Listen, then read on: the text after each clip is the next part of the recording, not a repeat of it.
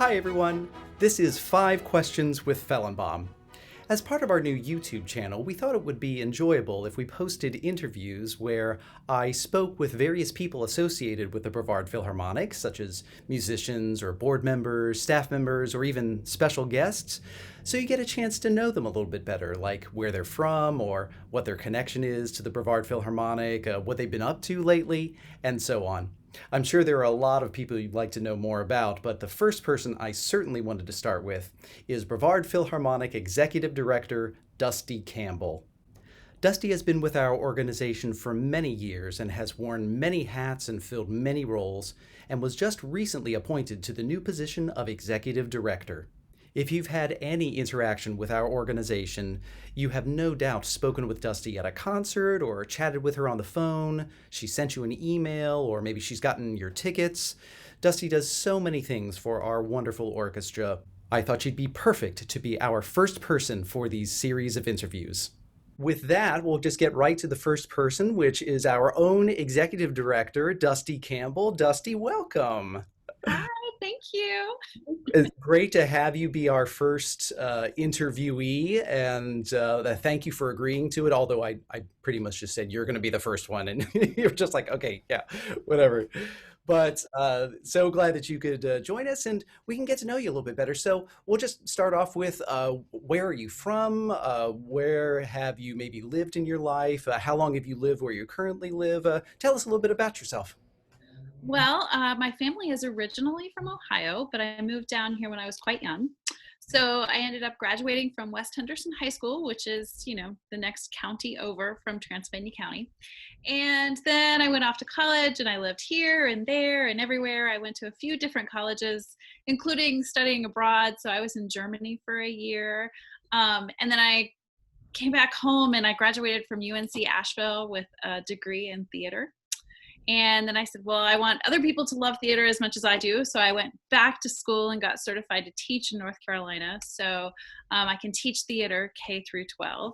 And I currently, gosh, I hate to say this, I currently live in Etowah, which isn't actually Brevard, but I'm right over the line. So I do all my shopping in Brevard. I do all my entertainment in Brevard. So I feel like I should count as a Brevardian. I love Brevard. I think so. Yeah, yeah. Most of the time when I give everybody all the details, they're like, oh, okay, you can come in. You can be one of us. Well, you mentioned theater and your background is theater. So my second question is, how did you get involved with the Brevard Philharmonic? How long have you been with us, and how did you get involved? I was an arts and events director for 16 years, and I did lots of gigs, and I taught with Flower Playhouse for a while, and I was here, there, and everywhere. Oftentimes, if you asked me what my job was, I could list off 3 or 4 different places that I was working. But I really enjoy helping people enjoy art. So however I have to do that to help people enjoy beautiful things, sign me up. So I saw Brevard Philharmonic needed some help. I got really excited about the idea, and then I met the board members, and then I got really excited about it, and then I heard the orchestra, and then I was over the moon. So I started in the spring of 2013. So I've been here for a while. And when I first started with Brevard Philharmonic, the first thing that I requested was that we get internet. The office did not have internet, which in itself is kind of amazing because they were operating this not tiny operation with pencil and paper. And we had some amazing volunteers that had minds like steel traps and knew everything about everyone and where everyone sat, and they had large pieces of paper where they tracked season tickets, and it was quite impressive, actually. So I can relate to this. My very first year at University of Tennessee, we were in an annex, which was an old house. And in order to look something up on the internet, you got off the phone, You unplugged your phone, which is this exact same phone back here. I've had this for going on 18 years now. You unplugged that, plugged it into your laptop, dialed up with a thing, and then you got on the internet and you found your stuff and you found what you wanted, and then you go back and then you call someone and said, "Hey, I just found something on the internet." So I'm totally with you on that. And you had to unplug it to plug your phone back in because nobody could call you while you were on the internet. Or if they did, they bumped you off.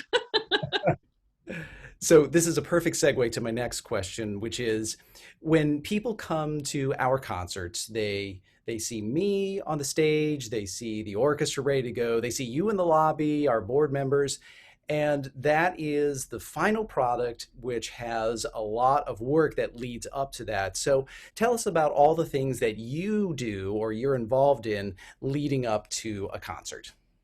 Well, for starters, all the planning for the concert starts nearly a year ahead of time. So we start in January, February, where I start talking with you about what we're going to do for the next year. We start preparing promotional materials.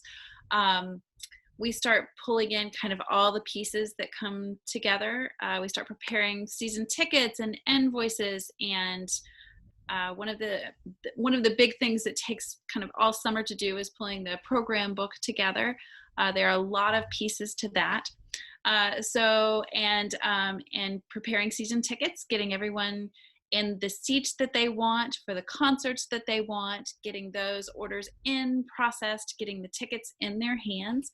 One of the most important parts of my job is making sure that the patron has what they want, gets what they need, and is taken care of all the way through that process. So when you are not doing all of that, what kinds of other things do you like to do? What kinds of hobbies do you have? Other interests? When you're not doing Brevard Philharmonic, what do you like to do? Well, uh, number one is I love beautiful things. And fortunately, we live in what I consider to be the most beautiful uh, area in the entire United States is Western North Carolina.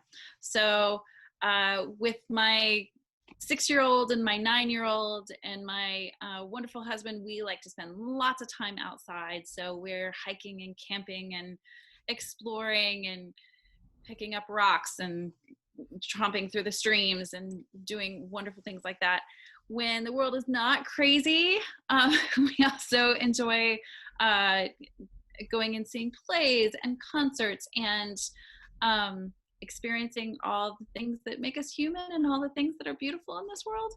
Um, that's what I like to do on my time off.